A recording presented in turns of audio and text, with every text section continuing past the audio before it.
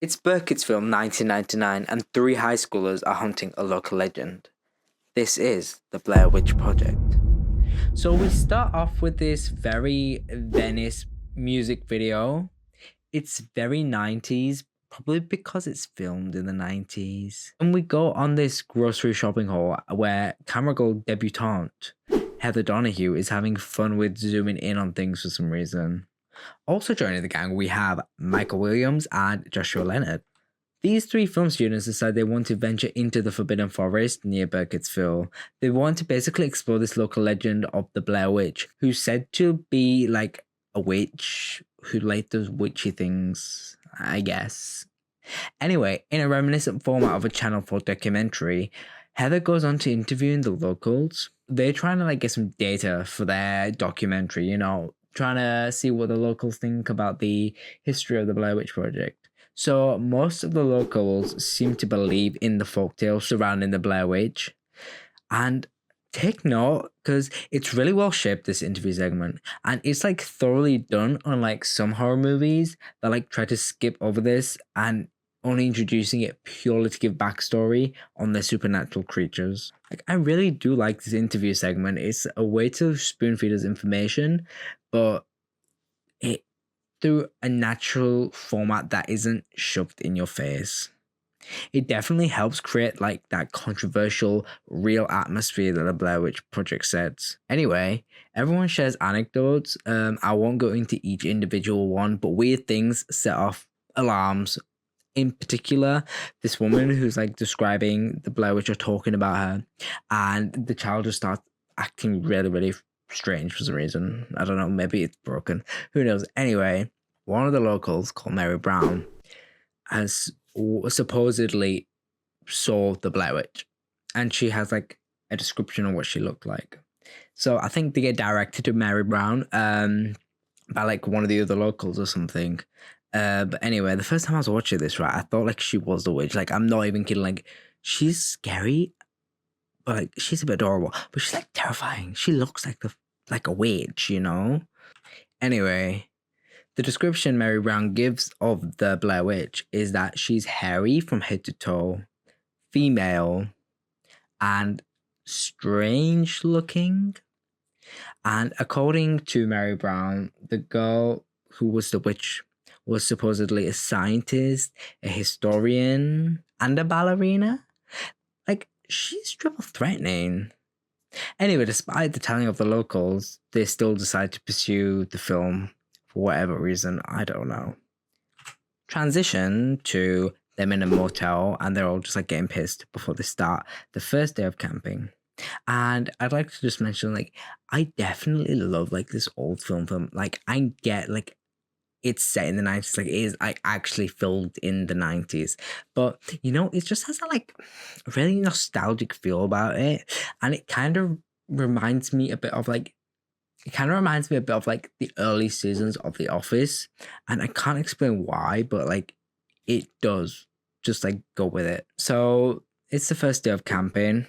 They're going into the Black Hills Forest. They begin to explore, and they come across two men fishing who tell them a tale of the witch. So they meet these two fishermen who are telling tales of the Blair Witch and stuff. It turns out that there was a girl, according to them, who went missing in these woods, and 3 days later she turned up on her grandma's porch. Apparently, she was babbling about an old woman whose feet didn't touch the ground. And then one of the fishermen says he saw some white misty vapors coming out of the water, but wasn't sure what it was. And I don't know if that would be a witch. He's a fisherman, you probably need the water. I don't know. I've never really, I have fished, but it didn't go very well. Anyway, that was the tale the fishermen tell. And so day one of camping, they're getting to it. They're going through the woods and they set up camp. And the weather is just miserable. And it's just raining. Anyway, there's a lot of landmarks surrounding the local legend of the Blair Witch. And one of these landmarks is Coffin Rock. So a bit of backstory on Coffin Rock. It's literally a big black rock and it has spooky lore surrounding it. And it's located in the Black Hills Forest. In 1886, Robin Weaver, the girl who's noted by the fishermen, has said to gone missing around Coffin Rock. So they send a search party for Robin Weaver, but the search party never returned. And a few weeks later, they sent a second search party to go look for the first search party. When the second search party had found the bodies of the first search party, they found that their arms and legs had been tied and the entire search party was disemboweled. So once search party 2 came back for the bodies, so they had gone to tell people what they saw, and they didn't have enough people to obviously bring the bodies back. So they got more people, came back, and the bodies had just like disappeared. And it's not explained what happened to them. Anyway, nothing ever happens to the second search party. However, the little girl, Robin Weaver, that the first search party had gone to look for, has safely returned to her grandma's. So, like, we're already getting like a super creepy tone for the rest of the movie. And it's just particularly with like the coffin rock and stuff like that. It's building the world so well already. Keep things confined where it's not confusing people. So we're on to day 2 now. So I think they see Coffin Rock to go to sleep. Day 2. Josh thinks he hears like some stuff going on outside the camp at night when they were going to sleep, and he isn't actually sure. Honestly, at this point, I'm just like leaving. Like, if I'm in the middle of the woods at night and I go to sleep and I hear anything, like, I'm leaving. And this is just like such silly behavior demonstrated on their part. Like, if I'm being haunted, I'm not staying around. But classical demonstration of white behavior, they decide to continue to explore for whatever reason. To be fair though, like, all that's happened is some noise so far, but like, they just trick up some animals. I mean, fair enough. You know, you're in the middle of some woods. I don't know about like the wildlife distribution on Maryland, so you know, you do you, I guess. Rant aside, they venture further into the Black Hills Forest. Eventually, I think they all just look lost. Like, they have a map, but clearly no one took navigation class or whatever, because Heather thinks like she knew where they were going and they blame her for getting them lost. And then she gets all defensive, in which she like states that being lost is just for like a short amount of time. So she doesn't deny being lost, but she's like too delusional to admit it. Their lack of evidence now is like surmounting, like in regards to surrounding the Blair Witch. So on the second day of camp, Heather starts to doubt like whether the Blair Witch actually does exist, because the whole point of this documentary was to prove that the Blair Witch exists. And she's starting to have doubts now.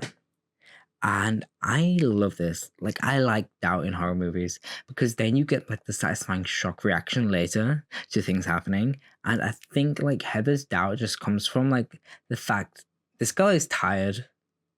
Like, I don't think it's to do with the lack of evidence at this point. I think it's just like she's exhausted. Like, she's carrying like 30 kg on her bag while she's like trying to film with this big ass camera, and she just wants to like sit. It's also important to know that Josh and Mike's contributions so far have been naught but cynicism. They don't have that passion she has, you know, like that filmmaker's intuition.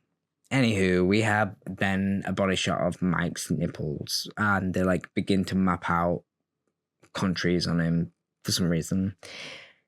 In my notes, I wrote down Terry's nipples, not Mike's.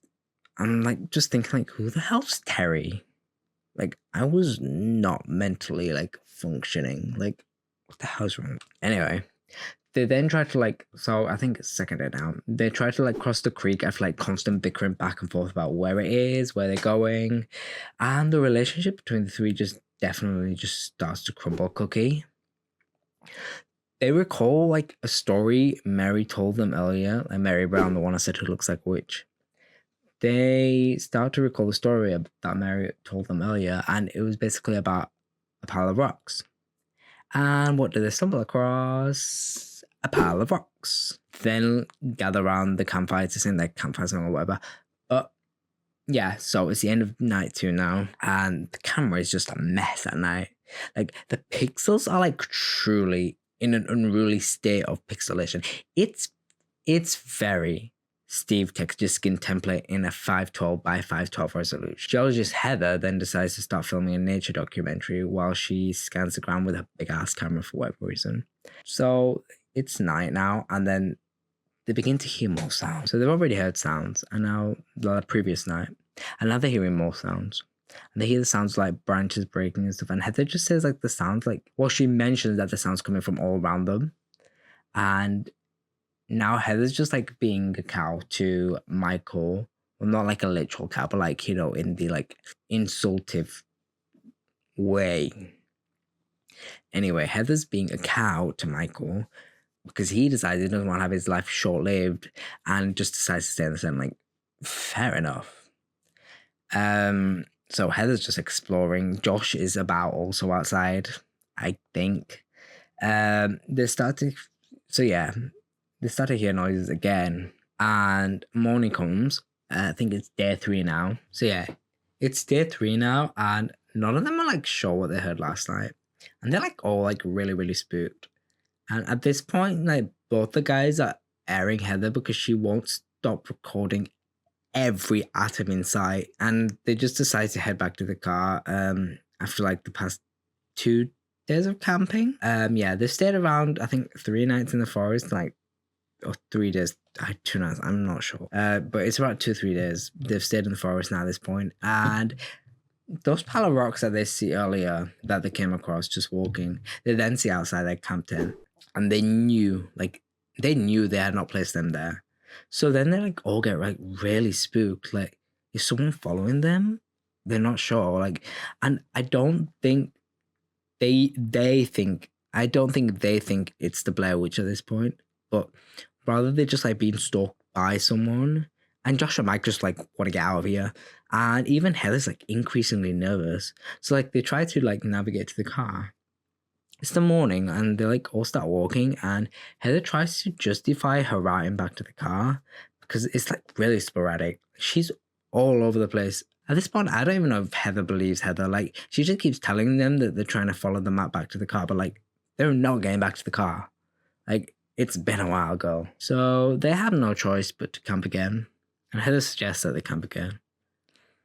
It's pretty late, and like it's not a good idea to just be out about in the woods at night, but Yellow Rain Jacket, brackets Mike, just wants to like get back, which I get. They've all got like things to do tomorrow, which I'm guessing is Monday. And the current day is Sunday. The current day is Sunday night. As they mentioned, like there's like a rental on the camera and their shifts start tomorrow. So I'm assuming it's Sunday night and tomorrow would be Monday. So they're going to bed now, and this is going to be night 3. And they start to hear more noises at night, and the noises are just like coming all around them again in the tent. So they're all sharing one tent, by the way. And they start hearing noises around the tent, and like they're looking around, but they don't see anything. And they're all just like super freaked because it has to be a person because it sounds like footsteps outside. Even yet, I don't really think they think it's the witch yet. I think they just think it's like a person just with them, you know? So, yeah. But honestly, thinking about it, I don't know if it being a person makes it any better. Honestly, I feel like it's worse because this person's like actively gone out of their way to follow them from town into camp just to mess with them. So yeah, the current time is like 3 a.m. when all this activity is happening as well. Wake up again. And yeah, it's a lot of like go to sleep, waking up, going to sleep, waking up. But they wake up again, it's day 4, and there's another pile of rocks outside the tent. And Heather assures them like that was not there last night. So they just wrap it up real quick, try to get out there as soon as possible. And like finally they're doing something, you know, they're trying anyway. They pack up, but the map's missing. And like Josh and Heather are having at it. Because from what I remember, Josh thinks that Heather's got the map because he definitely gave it to her last and she did not pass it to anyone. So he knows Heather has to have had it and maybe she's just pissing around. And he's just like saying like, not cool, Heather. And you know that Heather is just like in shambles and she's like Bella Swanning it here with like a display of emotions. So they don't have a map now. And they just decide to follow the creek without a map. So off they travel, you know, on their merry way. And Mike just seems to laugh out of nowhere. Like, I think they'll like be Oh, yeah, they're trying to cross the stream, right? And then, like, I'm just trying to remember this from my head, but, like, and then Heather, like, boots get wet or something. And then Mike just starts laughing, and I'm shocked. But it turns out he wasn't laughing about that. He threw the map. He threw the map in the creek at night because he was just too stupid to understand how a map and compass works, to be honest. But honestly, I love this bit. This is like some amazing acting from Heather here. Like, you just feel like the stress and exhaustion from her, and it comes across so well. As like they're also antagonizing Mike really well here, and they're just turning on each other. Everyone's just turning on each other constantly. We had Josh fighting with Heather, and then we've got Heather fighting with Mike, and it's just a mess. After finding out, they're pissed. Like, everyone's just like in a really crap mood. And then Heather like declares that she's been betrayed in like a string of words that reflect a medieval time period. Anyway, they stop to take a break in like a random patch of grass just to like catch their breath, I guess. They've just been traveling. I don't know how long they've been traveling at this point since they lost the map. Or well, they found out Mike lost it. I think it's been like a couple hours. They then come across what they believe to be voodoo props. So it's just like a bunch of twigs in the shape of a pentagram. It's really eerie. Like, if I came across this, I'd be literally shitting bricks and like sprinting full blast towards any direction that looks remotely like an exit out of this large ensemble of twigs and leaves. They're really like messed up now. Like, they don't know what's going on. And I think they start to theorize that every night they've been going to bed, except the first night, they've been lighting campfires. And lighting those campfires has led whoever's following them to know where they are every time. So unlike the other nights, they do what they did on the first night, and they just hope that the person isn't following them by deciding not to light any fires at all, which isn't a bad idea, to be honest. Pretty smart. But except for the fact that if a person was following them, they'd probably be close on the tail anyway, so they wouldn't be so far that they won't be able to find them. So they'll go to bed again with no campfire on this time. That must be really cold, actually. And they all wake up in the tent, and they hear like sounds of children laughing outside. And the tent is just like shaking like all over the place. And it's just wild. And they just run out of the tent half dressed and terrified. So they're all running in a panic, and they turn all the lights off. The film is like completely black for this portion. And it's just really unsettling. Like, you can just hear the audio and nothing else. And it's just like a black screen and just audio. And it then just cuts to early morning again. So I don't know what happens. So I think it gets to the morning, and then they go back to the campsite, and it's just all in ruins. And Josh's belongings, just Josh's by the way, are thrown all across the camp. And this like obviously makes Josh really nervous. Firstly, why they're singling him out, and he's just really confused by this. And then he just breaks down. If we map their like sanity levels, I'd say like Josh is probably the lowest right now. And I think probably Heather. I think Mike also has had enough of Heather recording. So she's just like, these guys are like just stressed out and they just want to go home. And she's just had a camera in their face 24/7. And it's just annoying. Like, fair enough. Anyway, he's sick of Heather recording him, and he also has a meltdown from this. And they're all just sleep deprived, hungry, and just in constant fear like all the time. And this is making them more and more irritable. They then make up after fighting, bickering, and, they have some semblance of hope, it's morning, they can get out of here finally. And they attempt to cross another stream. Anyway, they all just lose at this point and sing national anthem. Then they stumble upon a realization. They've been going in circles, or they assume they've been going in circles, as they've just approached the same tree that they climbed over like a couple hours ago. And at this point, Heather is the last one who had a semblance of it together. But when she realizes, like, they've just come back to where they were, she just completely begins to break down. Like, they were all in disarray, and, like, the fellowship falls into darkness. Or something less dramatic. Josh records Heather instead, and he's just being an ass and making her cry. Because he had the camera shoved in his face, and I was like, oh, Heather, Heather, Heather, like, you look at yourself now, you cow. Anyway, I feel bad for her, to be honest. But to be fair, she did deserve it. She just kept shoving their camera in the face. even when they were like upset. So like it's a little much from Mike, but like I get it. They set up camp once again, and they all seem to be okay now. They wake up the next morning to find Josh missing. So it's I want to say night 4, night 5 possibly, one of the two.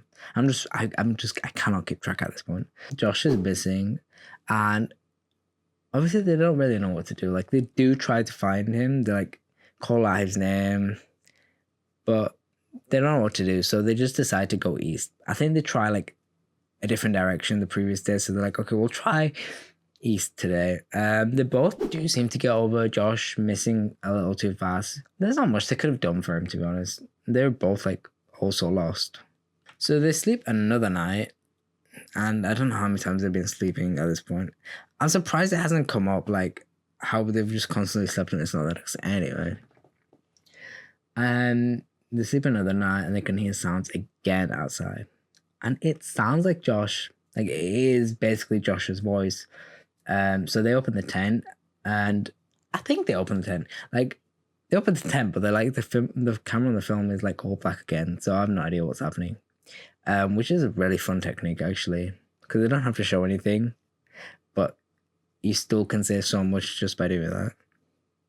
So they call out for Josh, because they hear him screaming in like the background, and they wake up in the morning and they then find like a bundle of twigs just appear outside their tent. This isn't like the twigs earlier, like the pentagram. It's like massive like barrel of twigs, and there's like a piece of cloth tied to it. The piece of cloth I assumed was like a piece of Josh's clothing because he was like wearing flannel, I think. So she opens the twigs, Heather, and she finds a pouch. And inside the pouch like appears to be some sort of like bloody organ. It's probably belonging to Josh, but it's like really hard to make out what it is. And I think it looks like, I thought it was like a tongue. Like I did like try to like freeze frame it and see what it was. I think it was a tongue. Anyway, they're just in like a manic state at this point. Heather in particular, because she's the one who just saw it. So I think she assumes it belongs to Josh, the tongue. So they're like just out of it. Mike is screaming, Heather's screaming, they're just running out of the tent in the middle of the night. And we skip to the famous screen grab from the Blair Witch Project. And it shows Heather basically recording her last moments into the camera, afraid that she won't make the night. Now, if you've ever heard of even Blair Witch Project or anything to do with it, you've seen the screen grab of it. It is famous. It is famous. So Heather blames herself when she's like talking into the camera. And she blames herself for everything that happens. And it's such an impeccable piece of performance. And like a work of art. Like this scene is, it's so insanely good at showcasing horror in like such a crazy simple way. We're not getting told anything. It's just her camera and a lot of exposure. So both Mike and Heather are now venturing through the night. And when I say venturing, I think they're just running for their lives. They like come across a house in like the middle of the woods. They've never come across this house before. And it's really run down. It looks like a haunted house again. But they search the house hoping to find Josh because I think they hear the voice and it just leads them to the house. So they both enter the house. They both hear him scream again. And so they go up to the stairs and they still can't find him. Anyway, Mike runs all the way up the stairs and Heather follows him. And they see like handprints of like children strewn all across like the stairwell as they're like ascending. And then they hear him downstairs, Josh that is. And Mike bolts all the way downstairs so fast that he leaves Heather still upstairs, which is crazy. And then Heather is like then screaming like at the top because Mike's downstairs and she's just left her. And then Mike is knocked down by something. We don't know what. Oh no, I think this is Heather being knocked down because she's the one recording. But what's weird is someone picks up the camera. I'm guessing it's Heather still. In my notes, I wrote like I wasn't sure who the cameraman was because you hear screams from Heather, but it doesn't sound like it's coming from the camera or the person holding the camera. But I'm just going to assume it was Heather now. So we hear screams from Heather screaming towards Mike because he's just downstairs in the basement of this house. And then the movie ends with Heather basically recording Mike in the basement looking into the corner. And then something attacks the camera. And Heather falls to the ground and just the credit rolls. Wow. What a period piece of horror, if ever there was. The Blair Witch Project is like a carefully created piece of media, and it's arguably acted as like a catalyst for so many future generations of found footage. Like, there are so many great pieces of media out there and found footage, but don't get me wrong. But like, the Blair Witch Project is just such a powerful found footage movie for me, and it's like a saint amongst found footage movies, ingraining itself on a mantle of greatly structured movies. But this was all for me. Have a many few weeks till I see you next time. What the fuck was that?